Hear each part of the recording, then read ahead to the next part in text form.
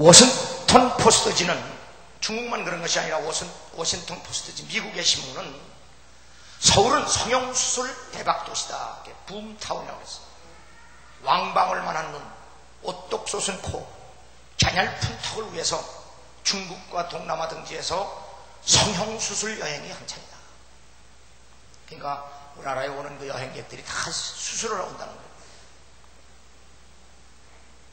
한류 바람이 아시아 지역으로 확산되면서 한국인뿐만 아니라 서울 스타일로 다시 태어나기를 바라는 중국, 일본, 동남아 인들도 줄을 잇고 있다.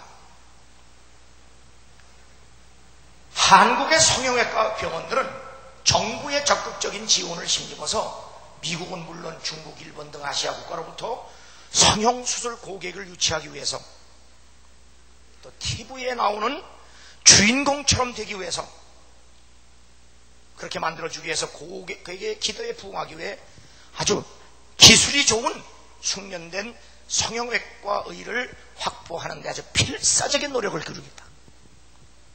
잘 뜯어고치는 그런 의사를 엄청나게 확보하려고 필사적인 노력을 하고 있다고 워싱턴 포스트지가 말하고 있는 겁니다. 실제로 보건복지부 발표에 의하면 이 성형외과 의사가 2000년도에는 900명이었습니다. 그런데 2005년도에 5년 만에 1300명으로 늘어났습니다. 45%가 증가한 겁니다. 산부인과 의사는 줄고 성형외과 의사가 늘어나는 것은 이거 참 그렇게 별로 좋은 현상은 아닌 것 같아요.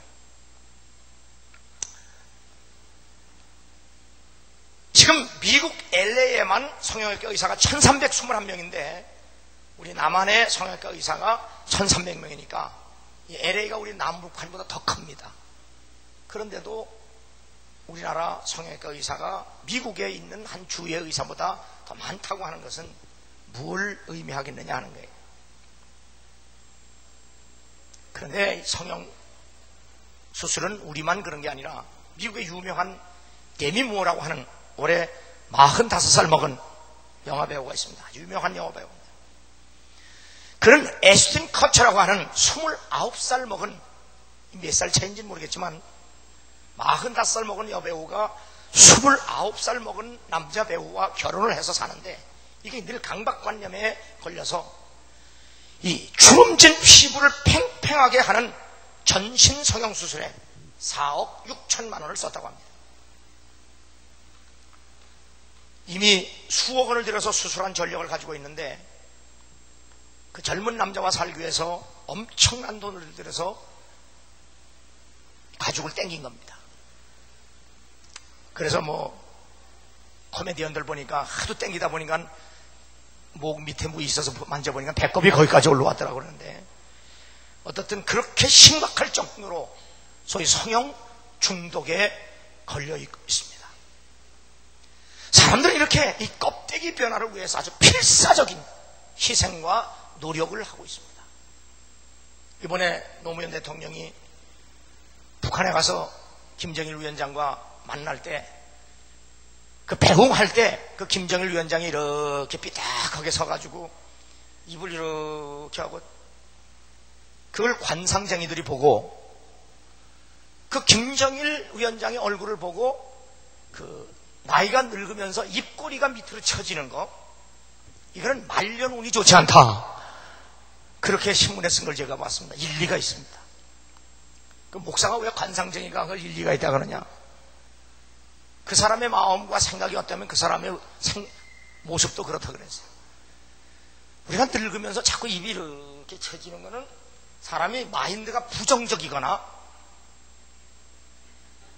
이렇게 삐딱한 거지, 삐딱 이렇게.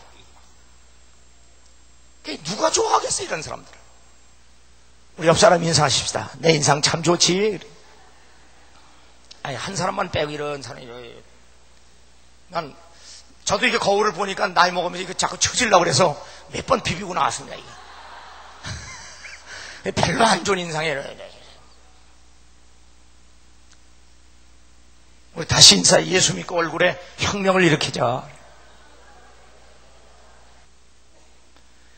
얼굴 표정도 변해야 되겠고, 우리의 삶의 태도도 변해야 되겠고, 우리의 삶의 방식도 변화되어야 되지만, 무엇보다도 중요한 것은 우리가 예수 그리스도 안에서 우리의 사람 인격이 변화되어야 한다는 사실이에요. 성경은 그걸 얘기합니다. 사람이 변화된다. 호주 시드니에서 북동쪽으로 한 4,000km에 가면 알버트로스라고 하는 새의 똥이 쌓여서 섬을 이뤘는데, 얼마나 똥을 쌌으면 태평양 한가운데 알버트로스 똥이 쌓여서 작은 섬나라를 이루었습니다. 그 알버트로스는 골프하는 사람도 알겠지만 5번에 들어갈 수 있는 그 홀에서 2번에 들어간 걸 알버트로스라고 해요. 세타가 줄어요. 쉽지 않습니다, 이거. 그런데 그 알바트로스 새가 똥을 싸가지고 뭉쳐서 그게 돌이 됐는데, 1968년도, 몇 년 되지 않습니다. 한 40여 년 전에 바로 그 섬에 나우루 공화국이 생겼습니다. 이 알바트로스 똥이 비료의 원료인 인광석이 되어서 나라는 그것을 팔아서 큰 부자가 되었는데, 그 인광석을 팔아서 판 나라가 우리 한국과 일본입니다. 엄청난 돈을 벌었습니다. 이 나우루 공화국은 인구 1만 명밖에 되지 아니하고 바티칸과 모나코에 이어서 세계 3번째로 작은 독립국가입니다. 그 나라를 도는데, 자동차로 한 바퀴 도는데 천천히 돌아도 30분이면 돌 수 있을 만큼 작은 나라입니다. 그런데 이 나라가 80년대 초, 70년대 말 80년대 초에 우리나라 GNP가 1,800불 할 때, 1,800불 할 때, 지금 2만 불 뭐 어쩌다가 그러잖아요. 1,800불 할 때 이 나우루 공화국은 벌써 80년대 초반에, 지금부터 한 30년 전에 2만 불의 부자 나라였습니다. 그 조그만 땅덩어리에서 모두가 다 자가용을 가졌습니다. 이 나라는 세금도 없었습니다. 학교와 병원도 공짜였습니다. 아무도 일할 필요가 없습니다. 그 새똥만 팔아먹어도 엄청나게 살았으니까 아무도 일하지 않습니다. 빈부의 차이도 없습니다. 모두가 다 부자인 나라 나우루 공화국입니다. 그런데 더 놀라운 것은 그 나우루 공화국이 기독교 국가입니다. 그런데 그들은 일하지 않는 자요, 맘껏 먹고 인생을 즐겨라. 돈은 많죠.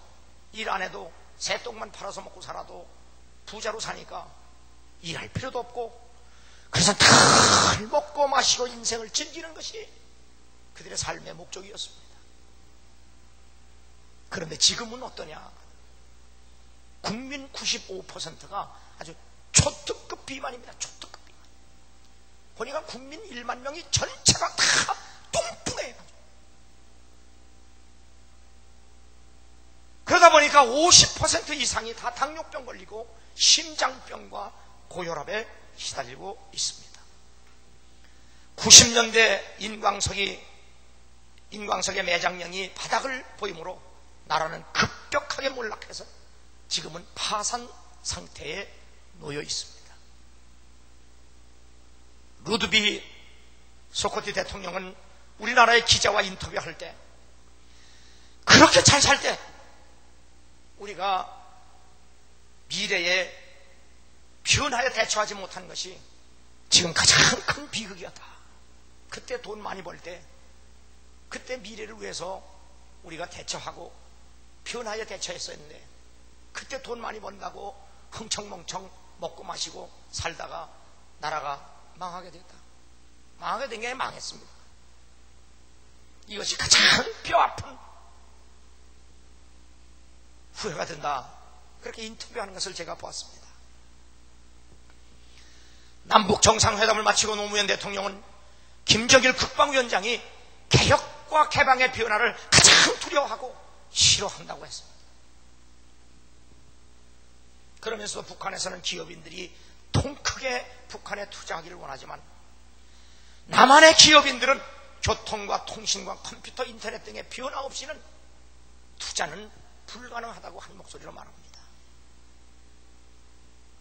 기업 환경이 변화되지 않는 한 남쪽 기업인들은 절대로 북한에 투자할 수가 없다. 그렇게 말하고 있습니다. 21세기 시작과 더불어 지식정보사회로의 변화가 더 가속화되고 있는 현실입니다. 컴퓨터의 대중화인 인터넷 시대로 질주하고 생명공학의 탄생으로 인간 관계의 혁명이 일어나고 있는 이때입니다. 마이크로소프트사의 빌 게이츠는 그가 쓴 책, 생각의 속도라는 책에서 지금 세상의 변하는 속도는 빛의 속도에 비유해서 급격하게 변하고 있다고 우리에게 말하고 있습니다. 주의회장이었던 윌치도 경영 노하우 중에 가장 중요한 원칙이 하나 있는데 너무 늦기 전에 변화해야 된다. 그렇게 말하고 있습니다. 사람들은 누구나 다 변화를 좋아하지 않습니다. 사람들은 누구나 다 나는 지금 이대로가 좋다고 그렇게 생각을 합니다. 윌치는 그러나 아무리 내가 변하는 것이 싫어해도 게임은 아주 극적으로 변한다. 세상은 그래서 죄에 걸치는 변화는 흥미롭고 도전적이고 자유로운 것이라까지 말합니다. 새로운 제품과 경쟁자들이 쉴 새 없이 바뀝니다. 날마다 새롭고 이전과 다른 산업 환경 속에서 직면할 수밖에 없는 이 상황에서 변화를 하지 않으면 생존을 할 수 없다고 하는 것이 바로 지금의 우리가 세상 살아오는 현실입니다. 미국과 영국을 비롯해서 선진 국가는 6년 이상을 근무하는 직장이 보장되지 않습니다. 6년 이상을 직장생활하면서 우리나라는 철밥통 직장이라고 그래요. 왜 6년 이상을 그 한 직장에 머물 수가 없느냐? 하도 세상에 바뀌어가니까 그 바뀌어가는 세상에 내가 대처하지 못하면 도태되기 때문에 회사에서 나와야 합니다. 자리만 깔고 앉아서 아무 일도 못하고 할 수 없는 기술 가지고 거기서 밥 먹고 살 수 없다는 겁니다. 그래서 선진국가에서는 6년 이상을 근무할 수 있는 직장이 없었거든요. 쉽게 말하면 평생 직장이었습니다. 우리나라도 마찬가지입니다. 어차피 문화가 발전하는 나라를 따라가게 되어 있기 때문에 이 문화 사이클이라고 하는 것은 발전하는 나라를 따라가기 때문에 우리도 평생 직장이 없어요. 변화하는 만큼 대처해서 변화에 대처할 수 있도록 끊임없이 노력하고 애쓰고 힘써서 변화하는 속도를 따라가야 하는데 그 속도를 따라가지 못하면 결국 도태할 수밖에 없다는 겁니다. 인터넷에서 쌍기역자로 시작하는 7가지 단어가 성공의 열쇠라는 글을 보았습니다. 꿈, 끼, 꾀, 깡, 꾼, 끈입니다. 꿈은 비전을 말합니다. 그리고 끼는 탤런트나 은사입니다. 꾀는 지혜입니다. 깡은 용기입니다. 꾼은 프로페셔널한 전문직입니다. 전문성입니다. 끈은 신뢰입니다. 인과관계, 하나님과 관계에서 인맥이라고 얘기할 수도 있고 우리는 영적으로 보면 신앙의 힘이라고 얘기할 수가 있습니다. 이 중에 꿈은 뭘 말하느냐? 변화를 의미한다는 사실입니다. 오늘 성경 우리가 함께 읽은 본문 1절에 보면 엿새 후에 예수께서 베드로와 야고보와 그 형제 요한을 데리시고 따로 높은 산에 올라가셨더니 저희 앞에서 변형되사 그 얼굴에 해같이 빛나며 옷이 빛과 같이 휘어졌더라. 이 말씀에 보면 엿새 후라고 하는 말씀이 우리의 눈길을 끕니다. 무슨 사건이 일어난 그 이후 엿새 후에 그 말입니다. 그럼 엿새 이전에 어떤 사건이 일어나느냐? 예수님은 가이사랴 빌립보 지방에서 제자들에게 사람들이 나를 누구라고 하느냐? 사람들은 예수님을 선생님이나 선지자나 병 고쳐주는 의사로 봅니다. 그래 세상 사람들은 나를 그렇게 본다고 하나 너희는 나를 누구라고 보느냐? 그때 베드로는 주는 그리스도시요 살아계신 하나님의 아들이라는 고백을 합니다. 이때 예수님은 베드로를 칭찬하면서 내가 나를 메시아로 믿을 수 있는 것은 하나님이 준 큰 은혜요 복이다. 그렇게 말씀하시고 베드로에게 다시 말씀합니다. 나는 이제 예루살렘에 올라가서 대제사장들과 장로들과 서기관들에게 환난을 당하고 내가 십자가에서 죽어야 한다는 말씀을 합니다. 지금까지 12제자는 예수님과 함께 3년을 따라다니면서 죽은 자를 살리고 없는 것을 있게 하시고 바다를 갈르시고 바다를 잔잔케 하시고 문둥병, 고칠 수 없는 모든 질병을 고치시고 수많은 기적을 행하신 예수님을 보았습니다. 그런데 그 예수님이 사람들에게 환난을 당하고 시로 버림받아요 십자가에서 죽겠다고 하는 말씀에 베드로는 메시아에게 그런 일이 있을 수도 없고 있어서도 안 된다는 말을 합니다. 이때 예수님은 베드로를 칭찬커녕 책망을 합니다. 너는 나를 넘어지게 하는 자로다. 사탄아, 내 뒤로 물러가라. 예수님은 베드로를 책망하셨습니다. 그리고 예수님은 다시 제자들에게 말씀하시기를 아무든지 나를 따라오려거든 자기 십자가를 지고 나를 쫓을 것이니라. 다시 말씀하면 나만 죽는 것이 아니라 너희들도 나를 믿고 따르려면 네게 맡겨진 십자가를 지고 나와 함께 죽자는 겁니다. 제자들은 도무지 이해할 수 없는 말씀이었습니다. 설상가상으로 주님은 다시 제자들이 누구든지 제 목숨을 구원코자 하면 잃을 것이요 누구든지 나를 위하여 제 목숨을 잃으면 찾으리라고 말씀합니다. 이 당시에 제자들은 예수님의 이 말씀을 이해할 수도 없었습니다. 예수님과 함께 십자가를 지고 죽자는 겁니다. 내가 죽는 곳으로 가니 너희들도 함께 가서 죽자는 겁니다. 제자들은 주님의 말씀을 이해할 수가 없었습니다. 참으로 황당하고 어처구니가 없었습니다. 이 사실을 아시는 주님은 엿새 후에 그 제자들과 함께 높은 산 위에 올라가신 겁니다. 그리고 산에 올라가실 때에 주님은 그 제자들에게 인자가 아버지의 영광으로 그 천사들과 함께 오리니 그때 각 사람의 행한 대로 갚으리라. 이 말씀을 하시고 그 말씀대로 제자들과 함께 높은 산에 올라가서 영광의 몸으로 변화된 모습을 제자들에게 보여주신 겁니다. 이것이 비전입니다. 그래서 비전을 변화라 그렇게 말씀하는 겁니다. 변화산에서 예수님이 변화된 그 모습은 영광과 승리의 비전입니다. 그래서 변화는 꿈이요 비전인 겁니다. 그래서 잠언 29장 18절에 보면 비전 없는 백성은 망한다고 말씀하는 겁니다. 변화되지 않으면 그 결과는 매우 참혹해집니다. 나우루 공화국의 교훈이 이를 증명해 주고 있습니다. 기독교 국가라고 해도 별 수가 없습니다. 예수님의 변화된 모습에 제자들의 불안은 말끔히 해소될 만한 그런 체험이었습니다. 당시로서는 어리둥절한 상태에서 그 영광스러운 모습의 참된 의미를 깨달을 수 없었지만 주님의 재림의 날에 펼쳐질 천상의 영광이요 부활의 영광이요 훗날 베드로와 초대교회의 큰 힘으로 작용한 중대한 영적 체험이었습니다. 예수님은 변화된 모습 속에서 모세와 엘리야와 함께 말씀하신 모습도 제자들에게 보여주셨습니다.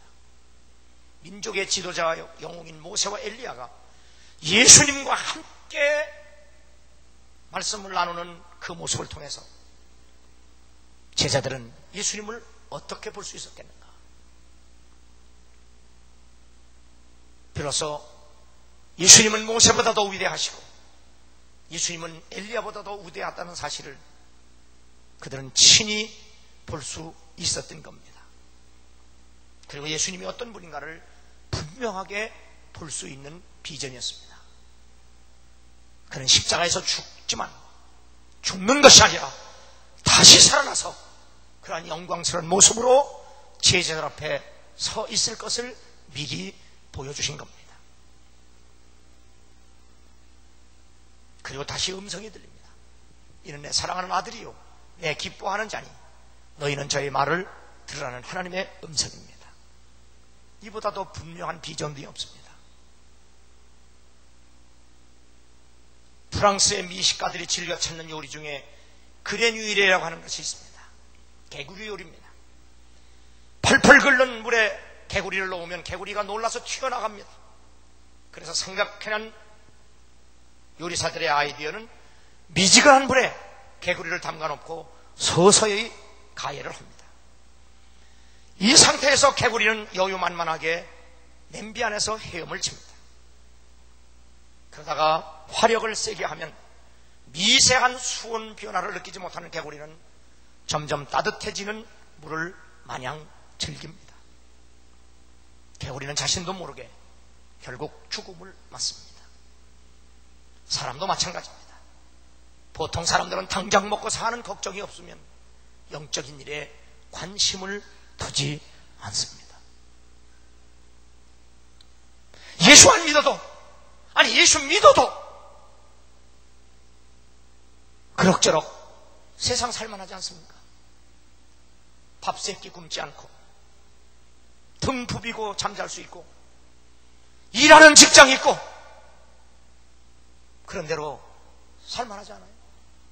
기도하지 않아도, 봉사하지 않아도, 헌신하지 않아도, 예배 드리지 않아도, 주를 위해서 살지 않아도, 세상만 가지고도 살만하지 않아요?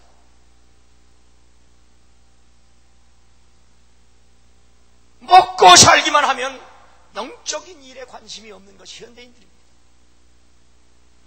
세상 풍조는 나날이 갈리어도 나는 내 믿음 지키니 인생 살다가 죽음이 꿈 같으나 오직 내 꿈은 참되리라. 나의 놀라운 꿈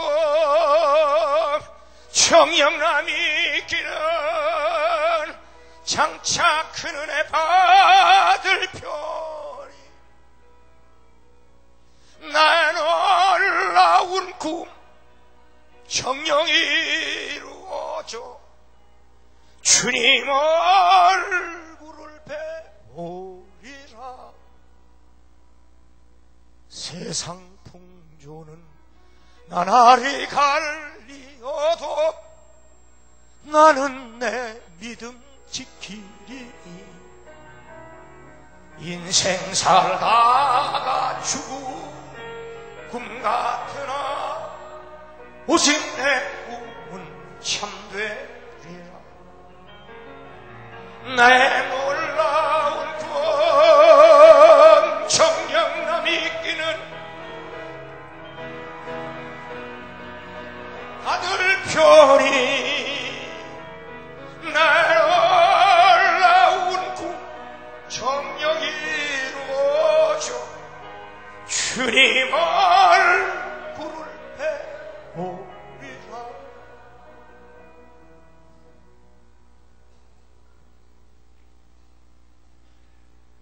기도하지 않아도 하나님을 가까이 섬기지 않아도 예배에 목숨을 걸지 않아도 뭐 당장 벼락 맞는 것도 아니고 그러니 밥 굶지 않고 잠만 잘 수 있으면 사람들은 그렇게 영적인 일에 관심이. 그러나 주님은 그런 사람들을 향하여 이렇게 말씀합니다. 너희는 이 세대를 본받지 말고 오직 마음을 새롭게 함으로 변화를 받아 하나님의 선하시고 기뻐하시고 온전하신 뜻이 무엇인지 분별하라. 끊임없이 생각과 마음의 변화를 위해서 노력해라. 마음과 생각이 바뀌지 아니하면 하나님의 뜻을 따라 살 수 없다. 육체의 변화를 말하는 거 아닙니다. 얼굴의 변화를 말하는 거 아니에요. 몸뚱이 변화 말하는 거 아니에요. 껍데기 변화 말하는 거 아니에요. 우리 영적 변화를 말하는 거예요. 살리는 것은 영이니 육은 무익합니다. 사람이 무엇으로 심든지 그대로 거두리라. 자기의 육체를 위하여 심는 자는 육체로부터 썩으신 것을 거두고 성령을 위하여 심는 자는 성령부터 영생을 거두리라. 쌍꺼풀 수술해서 인지도가 조금 올라갔어도 얼굴을 수술해서 돈을 좀 더 벌고 인기가 높아졌다고 하죠. 온몸에 늘어진 피부를 엄청난 돈을 들여서 팽팽하게 만들어 젊은 사람과 살아도 결국 종착역은 죽음입니다. 그래서 사도 바울은 겉사람은 후패나 내 속은 날로 새롭도다. 얼굴은 주름살이 져서 늘어지고 말년에 운이 나빠도 입은 처지고 가죽은 늘어져도 바울은 나의 속은 날로 새롭도다. 여러분의 속사람, 인격과 마음과 생각이 예수 그리스도 안에서 성령으로 말미암아 늘 새롭게 변화되는 하나님 기뻐하는 사람들이 되기를 주 이름으로 축원합니다. 우리는 하나님 앞에서 우리의 자신의 허물과 죄를 깨닫고 우리는 철저하게 회개해야 합니다. 그리고 죄 사함과 더불어 오직 예수 그리스도를 믿는 믿음으로 구원을 받고 성령으로 말미암아 끊임없이 거듭남의 변화를 받아야 합니다. 속사람이 변화돼야 합니다. 마음이 변화돼야 합니다. 그런데 왜 사람들이 교회를 다니면서 변화되지 않는가? 변화에 필요한 대가를 지불하지 않기 때문에. 변화에는 마땅한 대가를 지불해야 합니다. 변화는 원하면서도 여전히 이전과 다를 바 없는 일상을 살고 있는 이유는 변화를 위해서 대가를 지불하지 않기 때문에 달콤한 것을 포기해야 하는 그 대가를 지불하지 않습니다. 편안함, 게으름, 익숙함, 세상, 정욕, 재물. 저는 어제 하루 종일 일했습니다. 그리고 밤 늦게까지 설교 준비를 하고 다시 본당에 내려와서 오늘 주일 예배를 위해서 기도하러 내려오다 보니까 겟세마니 홀에서 우리 집사람 혼자 2시간을 기도합니다. 내려보니까 우리 딸내미는 여기서 오늘 예배 드릴 이거 셋업하고 연습하고 앉아. 난 뒤에서 기도하고 올라갔습니다. 대가를 지불하지 않고는 결코 우리의 속사람은 변화되지 않습니다. 내가 옛날에 믿음이 있었기 때문에, 내가 옛날에 믿음으로 살았기 때문에 오늘 내가 믿음으로 산다는 보장이 없습니다. 내가 지금 변화되고 지금 믿음으로 살지 않으면 옛날에 믿음으로 산 것이 아무 의미가 없습니다. 우리는 끊임없이 이 게으름과 편안함과 익숙함과 세상과 정욕과 재물과 이 모든 것과 싸워서 능히 이길 수 있도록 우리는 우리의 속사람이 하나님 말씀과 주님의 은혜로 끊임없이 변화되어야 됩니다. 손에 있는 부귀보다 주를 더 사랑하는가. 이슬 같은 목숨보다 주를 더 사랑하는가. 사랑의 빛 잃어가면 주님만 날 수 없어. 헛된 영화 바라보면 사랑할 수도 없어. 잠시 머물 이 세상 헛된 것들 뿐이니 주를 사냥하는 마음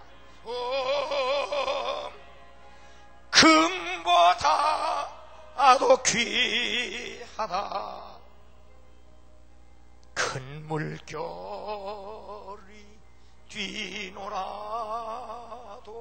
주를 더 찬양하는가. 큰 환난이 닥쳐와도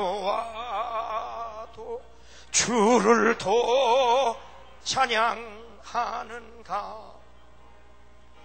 깊은 잠에 빠진 영혼 주님만 날 수 없어. 근심 걱정 만차 찬양할 수도 없어. 잠시 머문 이 세상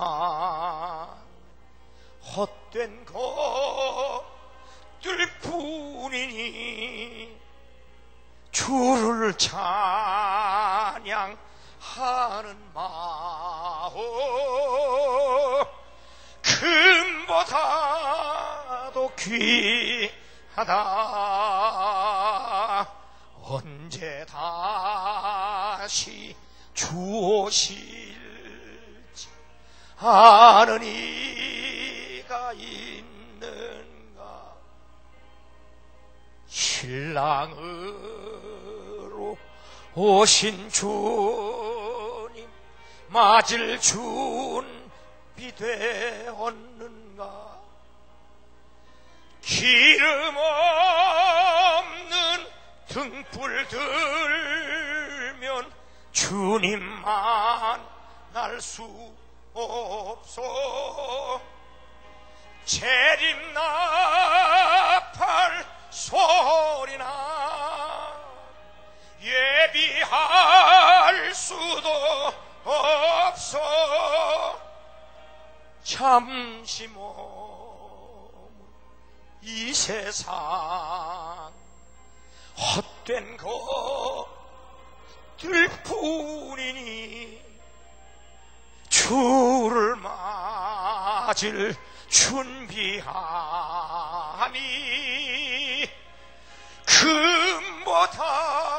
금보다도 귀하다. 여러분, 그리스도인에게서 나이를 먹는다는 게 뭡니까? 그리스도인이 나이를 먹었다는 건 단순히 육체적으로 늙었다고 하는 의미가 아니에요. 우리는 속사람이 점점 더 주를 닮아가서 우리의 속사람이 주님 보시기에 아름다워야 돼요. 제가 우리 어머니 살아계실 때 마주 앉아서 식사하다가 우리 어머니의 얼굴에 겉버섯에 이렇게 핑글보고, 아유, 어머니 얼굴에도 겉버섯이 많네. 그랬더니 날 보고 대뜸, 이 자식아, 너도 내 나이 먹어봐라. 거울을 보면 우리 어머니 나이 안 먹었는데도 얼굴에 겉버섯. 우리 집사람 맨날 수술하러 가자고 그러는데, 뭐 미국 가기 전에 하고 가라 그러는데 시간이 없으면 미국 갔다 와서 하라는데 별 생각이 없어요. 나이를 먹으면 먹을수록 뭐 겉에 뭐 잡티 끼는 건 뭐 할 수 없어요. 그것 때문에 돈 쓸 필요도 없어요. 우리 예수 믿는 사람은 속사람의 변화에 투자해야 돼요. 속사람의 투자를 투자해야 돼요. 1810년은 영국의 산업혁명이 거세게 불어닥친 시기입니다. 산업혁명 초기 노동자들은 기계와 물결을 반대하고 방직기를 파괴합니다. 그러나 기계와 물결에 밀려서 실직 위기에 놓이자 그들이 저항운동에 나는 것을 러다이트 운동이라고 말합니다. 러다이트, the right movement라고 해요. 하지만 결국 그들은 기계 문명에 적응하지 못한 채 근로자는 도태하고 맙니다. 21세기 정부와 지식사회에서는 새로운 문화를 요구합니다. 좀 전에도 말씀드렸지만 그래서 선진국에서는 평균 직장 근무 연수가 6년 정도에 불과합니다. 우리나라도 마찬가지입니다. 여러분이 끊임없이 자기 직업에 대해서 전문화되도록 변화되지 않으면 여러분 그 직장에 오래 있을 수 없습니다.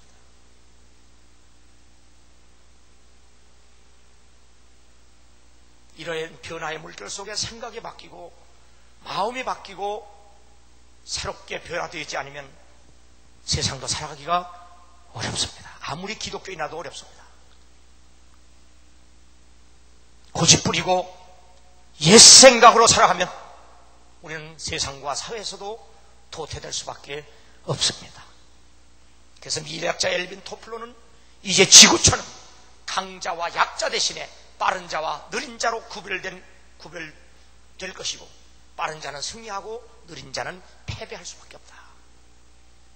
옛날에는 강하고 약한, 여기서 승자 대결이 일어났는데 이제는 빠른 자와 느린 자의 승자 대결이다 그랬어요. 주님도 우리에게 말씀합니다. 부지런하여 게으르지 말고 열심을 품고 주를 섬겨라. 세상 살이도 부지런해야 되지만 영적 삶은 더더욱 부지런해야 합니다. 빌 게이츠는 다가올 10년의 변화가 지난 50년의 변화의 속도보다 앞서간다. 지금까지 변화된 것이 50년 걸렸다면 앞으로는 10년도 안 돼서 변화된다. 그래서 10년 넘는 직장이 없다는 얘기가 그래서 나오는 거예요. 그러면 어떻게 되느냐? 끊임없이 변화되도록 노력해야 돼요. 내가 물통 만드는 기술자라면 늘 앞서갈 수 있도록 끊임없이 공부하고 노력하고 해서 남보다 빨리 만들 수 있고 더 좋게 만들 수 있도록 변화되지 않으면 직장에 갈 수 없어요. 도태돼요. 세상살이도 그렇고 영적인 세계도 마찬가지예요. 그래서 영국의 역사학자 아놀드 토인비는 변화를 싫어하면 결국 자기 만족, 자기 도취, 자기 우상화에 망하게 된다. 이건 세상도 영적인 세계 똑같아요. 더 이상 변화되지 않고 자기 만족, 자기 도취, 자기 우상화에 빠져들면 망할 수밖에 없다. 영적인 세계도 세상도 똑같아요. 유태인들은 선민 사상에 빠져서 변화를 거부했습니다. 전통 우월주의에 빠져서 예수님을 거부했습니다. 불신과 강팍과 무지와 고집은 결국 변화를 거부한 영적 상태입니다. 예수 그리스도 안에서 성령으로 말미암아 우리는 전인적 삶의 변화가 일어나야 합니다. 우리의 삶의 태도뿐만 아니라 삶의 목적, 삶의 가치, 우리의 인격, 성격, 생각, 마음까지도 우리는 예수 그리스도 안에서 끊임없이 성령으로 변화되어야 합니다. 누구든지 그리스도 안에 있으면 새로운 부전물이라. 이전 것은 지나갔으니 보라 새 것이 되었다. 끊임없이 새 것이 되지 않으면 우리는 하나님 나라에서도 도태될 수밖에 없습니다. 예수께서 대답하여 가라사 진실로 진실로 내게 이르노니 사람이 거듭나지 아니하면 하나님 나라를 볼 수 없느니라. 거듭난 자로서 삶의 경험을, 변화의 경험을 못하면 인생의 성공도 승리도 없습니다. 거듭난 그리스도인에게는 성령이 내주합니다. 성령은 끊임없이 새로운 삶, 변화의 삶으로 우리를 인도하십니다. 그래서 너희는 이 세대를 본받지 말고 오직 마음을 새롭게 함으로 변화를 받아 하나님의 선하시고 기뻐하시고 온전하신 뜻이 무엇이든지 분별하도록 하라. 여러분은 지금 무엇 때문에 바쁩니까? 늘 좀 예수 좀 잘 믿어보라고 하면 날마다 바쁘다고. 왜 바쁩니까? 무엇에 바쁩니까? 주님은 또 우리에게 이렇게 말씀합니다. 썩는 양식을 위해서 일하지 말고 영생하도록 있는 양식을 위하여 하라. 이 양식은 인자가 너에게 주리니 인자는 아버지 하나님의 인치신 자예요. 우리는 보이는 것, 순간적인 것, 없어질 잠깐을 위해서 변화할 것이 아니라 보이지 않는 영원함을 위해서 끊임없이 변화되어야 한다는 사실을 주님은 이 시간 여러분과 나에게 말씀을 하십니다.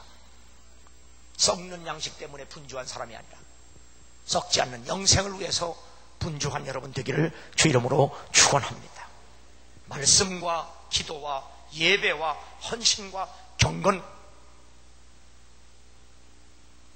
천국지향적인 생으로 거듭 변화되는 여러분 되기를 주 이름으로 축원합니다. 여기는 반드시 희생의 대가가 지불되어야 합니다. 말씀으로, 기도로, 예배로, 헌신으로 경건으로 봉사, 마땅한 대가를 지불해야 합니다. 오늘부터, 아니 지금부터 주여 내가 여기 있사오니 나를 변화시켜 주시옵소서. 주께서 쓰실 만한 합당한 그릇으로 끊임없이 변화시켜 주시옵소서. 내 삶에 주께 붙들려 쓰임받는 것이 최고의 가치요 행복이라는 사실을 깨닫고 돌아가게 하여 주시옵소서. 주여 나를 변화시켜 주옵소서. 끊임없이 주 안에서 새롭게 변화되는 여러분의 인생이 복된 인생이라는 사실을 깨닫고 날마다 하나님 앞에 붙잡혀 사는 귀한 성도의 삶이 되기를 주 이름으로 축원합니다.